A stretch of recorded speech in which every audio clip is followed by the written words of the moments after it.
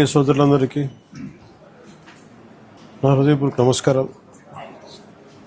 ప్రత్యేకించి NDA government form అయిన తర్వాత గౌరవ ముఖ్యమంత్రి చంద్రబాబు నాయుడు గారి నాయకత్వంలో నేను అటవీ శాఖ బాధ్యతలు తీసుకున్నాక, పర్యావరణ బాధ్యతలు తీసుకున్నాక ముందుగా రెడ్ శాండర్స్, ఎర్రచందనం స్మగ్లింగ్ ఒకటి ఇది నా దృష్టిలో ఉంది.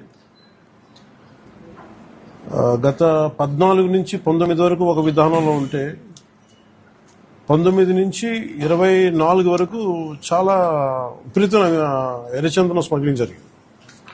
అంటే ఉదాహరణకి ఒక సంవత్సరం అటు ఇటుగా, అంటే ఇది మీ దృష్టికి తీసుకురావడానికి, పొద్దున డిపోలోకి వెళ్తే నేను అక్కడ ఉన్నది దాదాపు 2,60,60,000 దుంగలు ఉన్నాయి, ఎర్రచందనం దుంగలు. అంటే కనీసం 2 దుంగలైనా కలిపి ఒక చెట్టు అనుకుంటే ఈ 6 సంవత్సరాల్లో 5-6 సంవత్సరాల్లో 1,30,000 ఎర్రచందనం చెట్లు అడ్డగోలుగా నరికేశారు. ఇది మనకి ఆన్ రికార్డు మనకు ఉంది ఇప్పుడు. సో నేను మిగతా అధికారులందరితో మాట్లాడుతున్నప్పుడు దీని విలువ ఎంత ఉండొచ్చు అంటే, యాజ్ ఆన్ నౌ మార్కెట్లో ఇప్పుడున్న 40 లక్షల టన్ను అనుకుంటే, మెట్రిక్ టన్ అనుకుంటే దాదాపు 2,000 కోట్ల నుంచి 5,000 కోట్లు ఇప్పుడు మనకు ఉన్నది. అసలు ఇది పట్టుకున్నది ఎంత ఉంటుంది అంటే దీనికి కనీసం 2 నుంచి 3 దాకా ఉంటుంది అనేది ఒక అంచనా కింద మన అధికారులు చెప్తా ఉన్నారు. సో దీన్ని బట్టి మీరు అర్థం చేసుకోవచ్చు, ఒక close to 8,000 to 10,000 crores worth ఎర్రచందనం ఇక్కడ స్మగ్లింగ్ చేయబడింది.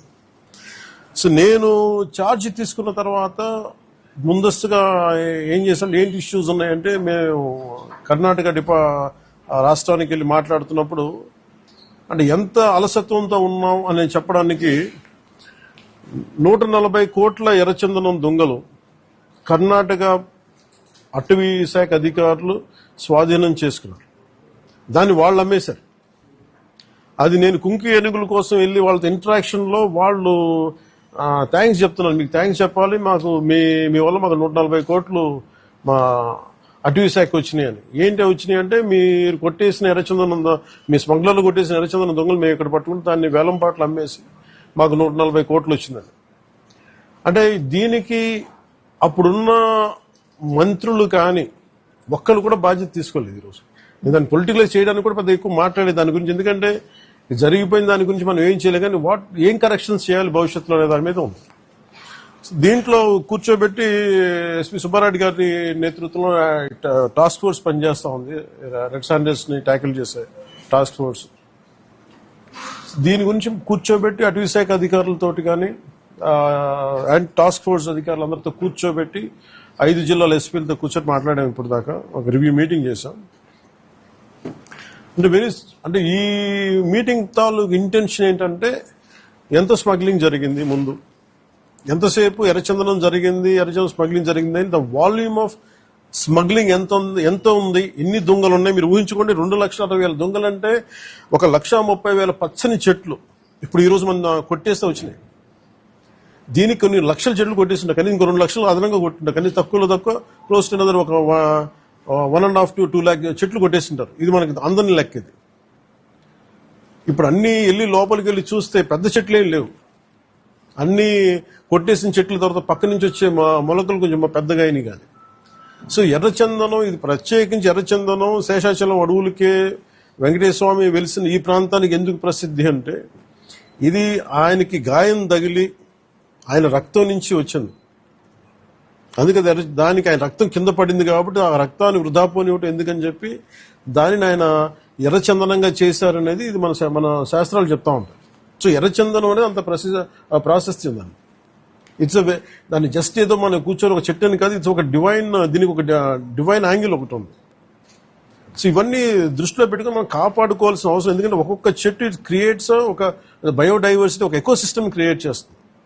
కానీ ఇటు అడ్డగోలుగా వీళ్ళు డబ్బుల కోసం అడ్డగోలు ఖర్చు పెట్టేస్తే, ఇష్టారాజ్యంగా చేస్తే అసలు ఎవరు ఏమి చేయలేరు అనుకున్నప్పుడు రాగానే గౌరవ ముఖ్యమంత్రి చంద్రబాబు నాయుడు గారు రాగానే మేము ప్రత్యేకించి మేము పట్టుకుని లా అండ్ ఆర్డర్ ఒకటి, రెడ్ శాండర్స్ మటుకు వీ హ్యావ్ టు పెట్టి ఫర్మ్ హోల్డ్ తీసుకోవాలి, ఫర్మ్ స్టాండ్ తీసుకోవాలని నిర్ణయించుకున్నాం.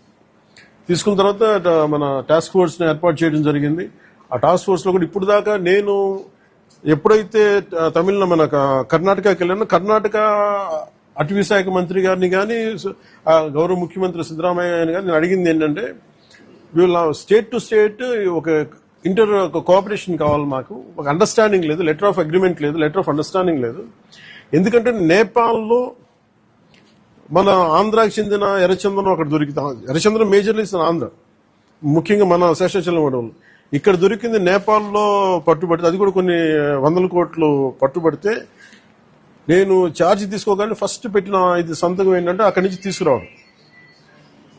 అంటే అది ఏముందంటే కంట్రీకి అండర్స్టాండింగ్ ఉంది. అంటే వేరే కంట్రీలో ప్రొడ్యూస్ అయిన ఉత్పత్తి అయినది ఏదైనా సరే అక్కడ దొరికితే అది మేము తిరిగి తీసుకురావచ్చు అనేది, అది ఒక ఇంటర్పోల్ లో లేదంటే ఒక బిట్వీన్ కంట్రీస్ ఉన్న ఒక అండర్స్టాండింగ్ ఉంది. అది మన రాష్ట్రాలకు ఎందుకు లేదని చెప్పి నేను ఇనిషియేటివ్ తీసుకుని కర్ణాటకకి వెళ్ళి కర్ణాటక ప్రభుత్వాన్ని, అటవీ శాఖ మంత్రి గారిని ఈశ్వర్ ఖండ్రే గారిని మాట్లాడి, వారితో మాట్లాడి we have letter of understanding between states system, మన కర్ణాటకకి మన ఆంధ్రకి. అలాగే మనకి భూపేంద్ర యాదవ్ గారి దగ్గరికి వాళ్ళకి ఏం చెప్పారంటే, ఇది మీరు అన్ని స్టేట్స్ కి మీరు అప్లై చేయండి మీరు అని ఆ రోజు కోరితే, తర్వాత రిపీటెడ్ మీటింగ్స్ జరిగినాయి, 2-3 మీటింగ్స్ జరిగినాయి. 5 మీటింగ్స్ తర్వాత నౌ అగ్రిమెంట్ అంటే ఏ స్టేట్ లో ఆంధ్రప్రదేశ్ తాలూకు ఎర్రచందనం దొరికినా గానీ మనకి ఆ స్టేట్ మనకు తిరిగి అప్పగించేస్తుంది. అది ఎన్డీఏ ప్రభుత్వం తీసుకొచ్చిన ఇనిషియేటివ్. సో దాని ద్వారా ఎస్పీ గారు తన టాస్క్ ఫోర్స్ నిపించి ఎంతమందిని సార్ మనం can you give the details? లేదు అంటే మిగతా రాష్ట్రాల్లో ఎంత పట్టుకున్నాం కదా, ఒక కిన్ని కేసులు క్లోజ్ టు రీసెంట్ గా సార్ గుజరాత్ రాష్ట్రము, తర్వాత ఢిల్లీ, కర్ణాటక, తమిళనాడు రాష్ట్రాల నుంచి దాదాపుగా ఈచ్ రాష్ట్రం నుంచి 4 to 5 tons ఆఫ్ ఎర్రచందనాన్ని మనం సీజ్ చేసి మళ్ళీ వెనక్కి తీసుకురావడం జరిగింది సార్. దాదాపు ఒక 30-40 crores ఉంటుంది కదా, 25 to 30 crores. 25 to 30 crores ఉంటుంది.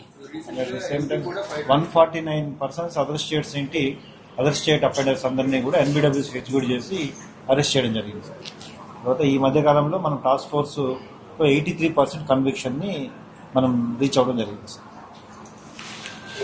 అలాగే ప్రత్యేకించి ఉమ్మడి కడప జిల్లా ముఖ్యంగా 2-3 జోన్స్ లో చాలా విపరీతంగా జరుగుతుంది. అంటే అది చాలా అసలు విలువైన వుడ్, అది అసలు ఆ సిస్టమ్ అంతా ఆ అడవికి చాలా అవసరం. అది ఒకటి నేను గవర్నమెంట్ మన డిపార్ట్మెంట్, ఫారెస్ట్ డిపార్ట్మెంట్ అధికారులతో కూడా చెప్పింది ఏంటంటే, మొన్న రివ్యూ మీటింగ్ లో కూడా ప్రత్యేకించి పేషి నుంచి నేను మాట్లాడుతుంది, ఎర్రచందనం ఏదన్నా సరే మిగతా అవసరాలకు కావాలంటే తోటల్లో పెంచుకోవచ్చు, ఫార్మ్స్ లో పెంచుకోవచ్చు, మేబీ అది వాళ్ళు వాడుకోవచ్చే, కానీ ఇది మటుకు ఈ అడవులకే పరిమితం అయి ఉండాలి. ఎందుకంటే ఈ ఎకో సిస్టమ్ ని, ఈ బయోడైవర్సిటీని కాపాడేది మొక్క. సో అందుకని దీని మీద ప్రత్యేకించి మేము శ్రద్ధ తీసుకుంటా ఉన్నాం. ఈ ప్రత్యేకించి ఈ మీడియా మీకు ఈ మీడియా సమావేశం నుంచి నేను చెప్పదలుచుకుంది ఏంటంటే, to all the red sanders smugglers, 4 king pins ని ఐడెంటిఫై చేశారు. ఇట్స్ వాళ్ళని ఎలా పట్టుకోవాలి, ఏం తీసుకురావాలంటే దాని మీద చెప్పే కాదు కాబట్టి అవి టాస్క్ ఫోర్స్ కానీ state police and with help of forest department దాన్ని తీసుకెళ్తారు ముందుకి. కానీ రెడ్ శాండర్స్ ఇది వెంకటేశ్వర స్వామి గాయం నుంచి పుట్టిన చెట్టు. ఇది సెంటిమెంటల్ గా దయచేసి దీన్ని శేషాచలం అడుగుల్లోని ఎర్రచందనాన్ని దయచేసి ఎవరు కొనగండి. That's my first appeal. 2, ఎవరైనా సరే ఉపాధి లేక మీకు ఏదైనా కొట్టేస్తుంటే కన్సర్న్ కలెక్టర్ దగ్గరికి వెళ్ళండి, లేదా కన్సర్న్ లీడర్స్ దగ్గరికి వెళ్ళండి. స్థానికంగా ఇక్కడ ఎవరన్నా కూర్చోబెట్టి సహాయపడి దానికి ఏదైనా ఆల్టర్నేట్ ఎంప్లాయ్మెంట్ చేస్తాం తప్ప దయచేసి మీరు ఎర్రచందనం చెట్లలో నరికివేతలు మీరు పాల్గొనకండి. అలాగే మిగతా రాష్ట్రాల నుంచి వచ్చే వాళ్ళకు కూడా ఒక అవేర్నెస్ క్యాంపెయిన్ స్టార్ట్ చేస్తాం, తమిళనాడులో కానీ మిగతా చోట్ల నుంచి కానీ. ఆ క్యాంపెయిన్ లో కూడా దయచేసి మీరు ఇక్కడికి వచ్చి దీన్ని మీరు కేసులో ఇరుకోవద్దు, అది చాలా ఫామ్ గా చెప్తా ఉన్నాం. ఎడ్యుకేట్ చేస్తున్నాం, అవేర్నెస్ ప్రోగ్రామ్స్ ఇస్తా ఉన్నాం, ఇవన్నీ. అలాగే నేను అడుగుతున్నా, it's also create law and order program problems. అది ఎలా చేస్తున్నారంటే, వీళ్ళు నరికి దొంగలు తీసుకెళ్లిపోతున్నప్పుడు వీళ్ళని ఆపాలనుకున్నప్పుడు వీళ్ళు లైసెన్స్ ప్లేట్ లేని కార్లు కావచ్చు, లేదంటే అసలు ఇంజిన్ లో కూడా చాసిస్ మీద నెంబర్లు చెడిపేసి దొంగతనం చేసిన కార్లు, అది ఒక చాలా క్రమబద్ధీకరణతో జరుగుతుంది, చాలా మెథాడికల్ గా జరుగుతుంది. సో వీళ్ళకి మేమేం చేసుకున్నామంటే, 1 సింపుల్ వార్నింగ్ అందరికీ ఇస్తుంది, ముఖ్యంగా రెడ్ శాండర్స్ అందరికీ కూడా. రెడ్ శాండర్స్ ని ఎవరైతే సపోర్ట్ చేస్తున్నారో, మీరు స్మగ్లర్స్ కావచ్చు, కొట్టేసే వాళ్ళు కావచ్చు, కింగ్ పిన్స్ కావచ్చు, it's a very firm warning to you all. Operation Kagar లాంటిది ఎక్స్ట్రీమ్ లెఫ్ట్ వింగ్ ఎక్స్ట్రీజం నే హ్యాండిల్ చేయగలిగినప్పుడు ఈ కంట్రీ ఒక ఐడియాలజికల్ బేస్డ్ ఉన్న వాళ్లే కూర్చోబెట్టి కష్టమైపోతున్న లొంగిపోతున్నప్పుడు మిమ్మల్ని తాట తీసి కూర్చోబెట్టేస్తాం స్మగ్లర్లందరినీ. It's just a political will అంతే. మీరు కనుక ఇదే పనిగా చేస్తే 6 to 9 months ఆర్ 1 year అదే పని ఆపరేషన్ పెడతాం మీ అందరికి. మీరు స్వచ్ఛందంగా ఆపారా మంచిది, మీకు మీరు ఆపలేదా ఒక 1 year 1.5 year ప్రత్యేకమైన special zone special operation create చేసి మళ్ళీ రెడ్ శాండర్స్ ఎవడన్నా తిరగాలి చెట్టు కొట్టాలంటే కూడా భయపెట్టే స్థితికి మేము తీసుకొస్తాం.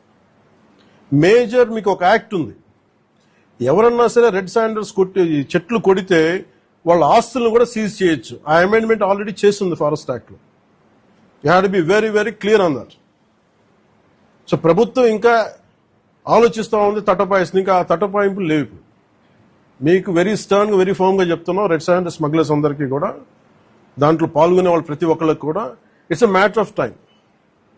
సో మీ అందరూ కూడా మర్యాదగా మీరు వెనక్కి వెళ్ళిపోయి వేరే పనులు చూసుకుంటారా లేదా ఇవే చేస్తారనేది చాయిస్ ఇస్ యువర్స్. ఎందుకంటే వన్స్ మేము ఆపరేషన్ స్టార్ట్ చేసినప్పుడు మటుకు ముఖ్యమంత్రి గారి దృష్టికి తీసుకెళ్తాం, ఆల్రెడీ ఆయన స్టార్ట్ చేశారు. ఇవన్నీ కాకుండా మేము బోల్డ్ గా నరికేస్తాం, మమ్మల్ని ఎవరు ఆపరు ఏం చేయరంటే ఇది ఒక ఎన్డీఏ గవర్నమెంట్, గుర్తుపెట్టుకోండి. It's a tough government. ప్రజల వెల్ఫేర్ ఎంత కోరుకుంటుందో పర్యావరణాన్ని ప్రకృతిని మీరు విధ్వంసం చేసి ఎర్రచంద్రాన్ని అడ్డగోలుగా మీరు నరికేసి మీకు కనిపించేది ఈరోజు వెళ్ళి చూసిన 1,60,000 ఎర్రచంద్రం చెట్లు నరికేసి ఎన్ని వేల కోట్లు డబ్బులు చేసుకున్నారు. ఎవరిని మేము వదలం. ఇది మేము ఛాలెంజ్ గా మీరు తీసుకొని మీరు చేస్తారంటే సంతోషంగా తీసుకోండి, ఆ కాన్సిక్వెన్స్ మీరు ఫేస్ చేద్దరు. ఇది చెప్పడానికి మీ అందరికీ పాత్రికేయ సోదరులందరికీ తెలియజేస్తాం. Thank you sir. జై హింద్.